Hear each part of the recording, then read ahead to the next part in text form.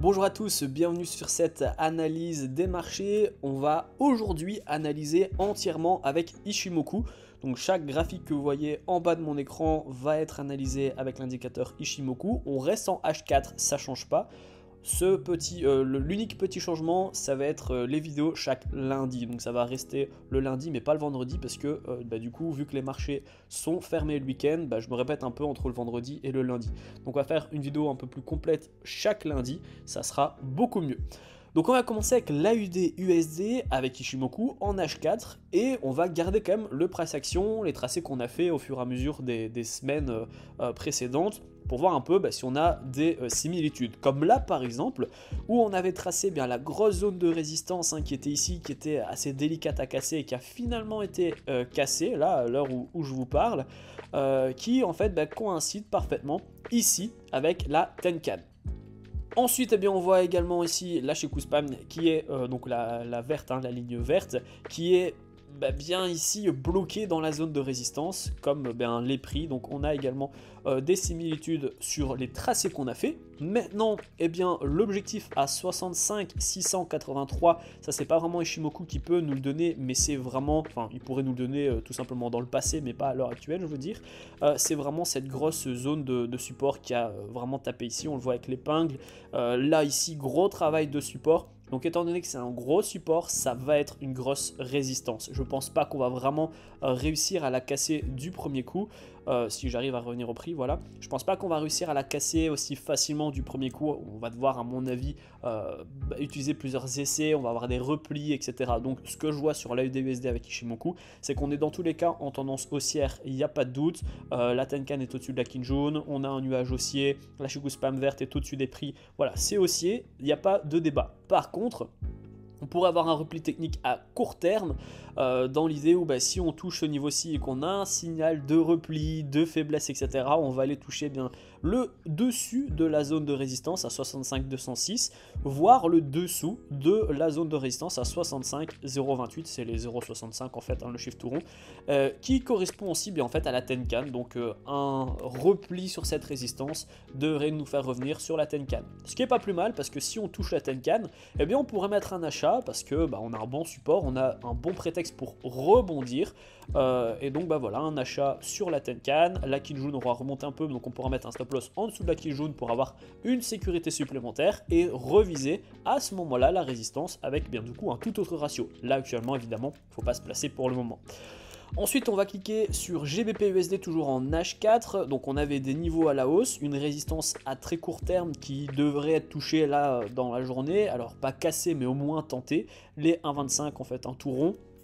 On a la Tenkan qui est au-dessus de la Kijun, la Chikuspan qui est au-dessus des prix, voilà, c'est haussier à 100% également, on a la corrélation positive avec l'AUD-USD, donc il n'y a pas de doute là-dessus. On voit que ça va être assez délicat, donc ça va être ce niveau-ci, voire ce niveau-ci, ça dépend si je prends le corps ou l'ombre. Mais si on casse le niveau des 1,24 928, ça va être direction les 1,25 683 assez rapidement. Si on ne parvient pas à casser entre guillemets du premier coup ce niveau-ci, on aura un retour sur la Tenkan. Et là, donc on peut profiter de la corrélation positive pour faire un petit peu la même chose qu'avec AUD-USD. Ça veut dire donc mettre ici un niveau sur donc un point d'entrée sur la Tenkan, au contact de la Tenkan. Si les prix replient, la Kijun va remonter un petit peu, donc on pourrait avoir un stop loss potentiellement ici, si la Kijun remonte un peu, et on pourrait avoir un nouveau take profit ici qui pourrait être intéressant. Maintenant, c'est pas vraiment le take profit qui nous intéresse, c'est plutôt ce take profit, dans l'idée où voilà, on se dit la troisième c'est la bonne, on va casser. Et en fait, une fois qu'on est déjà en train de tenter, on peut mettre un break-even et on risque rien. Et donc là, ça nous fait un beau petit trade avec un ratio à 35 pips et un take profit à 131 pips, c'est un bon ratio et on aurait un bon point d'entrée parce que du coup on serait sur la Tenkan, pas loin du support qui a fait office de résistance, on le voit ici avec l'épingle de la Chikuspan, et un stop loss qui serait bien protégé grâce à la Kijun également. Donc voilà pour GBP-USD, c'est la corrélation en fait qui nous intéresserait. Ensuite, Euro-USD qui a cassé les 1,09, on est à 1,09 300, au-dessus de la Tenkan, de la Kijun, du nuage également, et la Chikuspan est au-dessus des prix, on est donc vraiment aussi en fonction de Ichimoku. On est vraiment très loin de la moyenne mobile à 200 périodes, donc mais en fait quand on regarde bon, normalement c'est uniquement du Ishimoku, mais je vais vous montrer qu'avec le RSI, on n'est pas tant sûr à chaque ça en fait. On voit qu'on est, on est vraiment très éloigné de la moyenne mobile à 200 périodes, mais d'un point de vue RSI, on fluctue autour de la zone des 70. On n'est pas tant en surachat que ça. Donc ça ne veut pas dire que dans l'immédiat on aura un repli.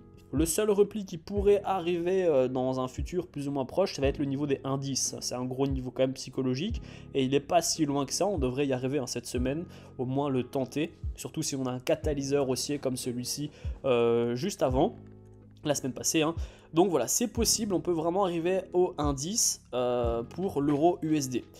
L'USD GPI, on a eu une cassure et une accélération baissière, on le voit ici, grosse résistance, là Ishimoku, donc la Shikunspan l'a montré, on a ici donc un retournement, pour le moment c'est baissier, Ishimoku nous le montre bien, on a eu un changement, on a un changement de nuage, on passe d'un nuage haussier à un nuage baissier, vous voyez maintenant la couleur est changée, elle est orange et plus gris clair. On a la Tenkan qui est passée en dessous de la Kinjun, et la Tenkan et Kijun qui est passée en dessous du nuage Ishimoku, et en plus la Shikuspam est passée en dessous des prix. Donc là on a vraiment un scénario de retournement, on est reparti baissier. Alors là pour le coup il y avait un super trade mais que j'ai pas vu parce que j'étais à la salle de sport, mais c'est vraiment le trade que j'adore faire. C'est vraiment une cassure par le bas qui change vraiment de tendance, et puis on a un repli ici. On va retenter la moyenne mobile simple à 200 périodes, sauf que maintenant on est en dessous de la moyenne mobile simple. Et donc on est dans un scénario baissier. Et donc moi j'adore me repositionner ici pour faire un pullback en fait à la baisse. Donc on casse fort à la baisse, on retente ici, on a vraiment de l'incertitude, on a de la baisse, boum, on se prend ensuite une correction. Donc c'est vraiment le type de trade que j'aime envoyer dans le canal Telegram. Dommage, je l'ai raté celui-là. Mais de toute façon actuellement, on va avoir ce niveau-ci actuellement, où est-ce que les prix sont. Donc pourquoi ce niveau-ci, on le voit ici avec la Shikunspan qui nous le montre. On a également ici un gros travail de support, un travail de résistance ici. Donc ça va être le gros niveau, on y est presque. On va rebondir actuellement. Donc en projection pour la semaine, vu qu'on est comme en H4, c'est l'objectif de la vidéo, soit on va avoir un rebond technique pour aller rechercher la moyenne mobile à 200 périodes, donc ça c'est un beau rebond, et si on réussit à réintégrer la moyenne mobile à 200 périodes, on va aller chercher les 151, 620, on va peut-être pas y arriver, mais on va au moins tenter de les percer. Et si on a une accélération baissière de ce support, eh bien ça va être direction, je vais vous le mettre en orange pour que vous puissiez bien voir, ça va être direction ce niveau-ci. Voire même un niveau un petit peu plus bas, donc ça va être dans cette zone là, on va dire ici. Là on a vraiment rebondi avec la moyenne mobile à 200 périodes, mais ici on voit avec la Ishimoku, et ici un travail de résistance, support, etc. Donc ça va être assez délicat également. Donc scénario à la hausse, scénario à la baisse pour l'USD GPI, c'est vraiment ce niveau qui va nous donner un point d'entrée. Si on a un signal de rebond, on va pouvoir aller chercher ce niveau-ci, les 150 tout rond. Si on a une cassure, eh bien on va chercher les 147, 118. Je pense pas qu'on va le percer comme ça du premier coup, sans aucune tentative avant, mais c'est tout à fait possible. USD-CAD, donc là USD-CAD on est en dessous de la moyenne mobile simple à 200 périodes, mais également en dessous de la Tenkan et de la Kinjun. La Tenkan est en dessous de la Kinjun, la Tenkan et la Kinjun est en dessous du nuage Ishimoku, c'est un nuage baissier d'ailleurs, et la Shikuspam est en dessous des prix. Donc on est dans un scénario baissier actuellement. Voilà, moi je suis pas forcément optimiste sur l'USD-CAD.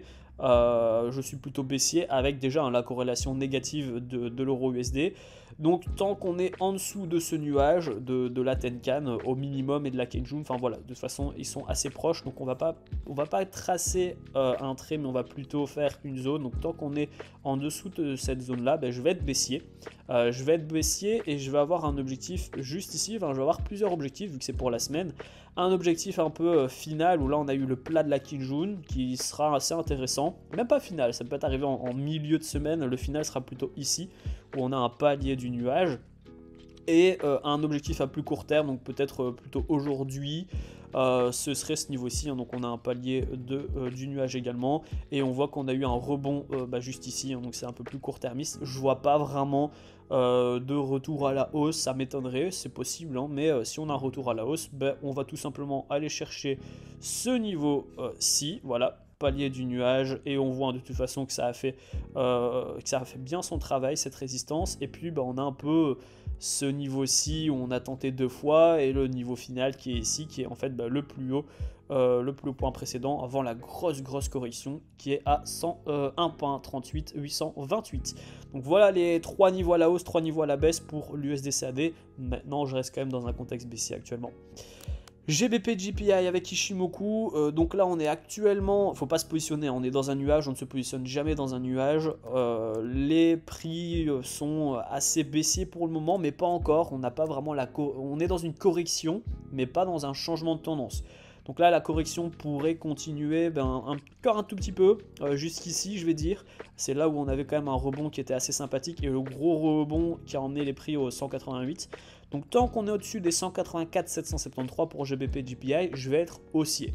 Maintenant, une cassure et clôture par le bas de ce niveau-ci, ça concorde pas mal aussi avec la cassure et clôture par le bas du nuage. Et à partir du moment où on a cassé et clôturé par le bas le nuage Ishimoku, on va être en changement de tendance, cette fois-ci, et plus en correction.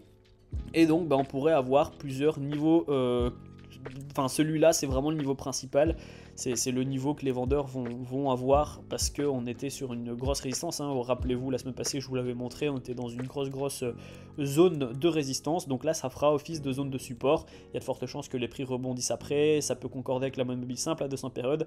Donc voilà pour GBP GPI à 183 737 si on a la cassure par le bas de ce support. Et si on reste en correction mais qu'après on repart, donc qu'on rebondit sur le bas du nuage Ishimoku et que donc c'est pas du tout baissier mais c'était juste une correction, on repart à la hausse, là ça va être vraiment, il n'y a pas photo, c'est le gros objectif de la semaine, les 188-215 étant donné que c'était le point précédent de la semaine passée. Ensuite, on va travailler sur Euro GBP qui pour le coup est toujours dans cette grosse zone de résistance. On casse, on tente, on casse pour le moment mais on clôture pas, c'est que des ombres. Donc j'ai vraiment le même avis, on est au-dessus de la Tenkan. La Tenkan soutient les prix, donc c'est pour ça qu'on n'a pas des corrections super fortes. C'est que directement après la Tenkan peut permettre au prix de repartir pour une nouvelle correction. Sauf que là, plus la Tenkan elle se rapproche du haut de la résistance, plus on crée de la pression. Et donc les prix pourraient potentiellement exploser à la hausse ou même à la baisse. Donc je suis toujours haussier, je suis toujours optimiste. Peut-être que les prix vont casser, surtout que l'euro USD et le GBP USD, etc. ont même un peu le même avis. Donc je vais toujours viser les 0,87 841 pour aujourd'hui, sachant que Ishimoku nous montre vraiment qu'on est haussier. On a l'aide de la Tenkan, la Kijun au pire des cas pourrait également faire rebondir les prix. Donc voilà, il faut vraiment casser cette grosse résistance si on veut aller chercher des prix un peu plus haut. Euro AUD, c'est un petit peu ce qui pourrait se passer sur Euro GBP dans un scénario baissier.